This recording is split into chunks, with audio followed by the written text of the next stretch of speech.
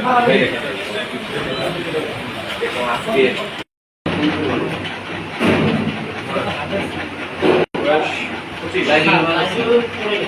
আপনি পালাচ্ছেন কেন?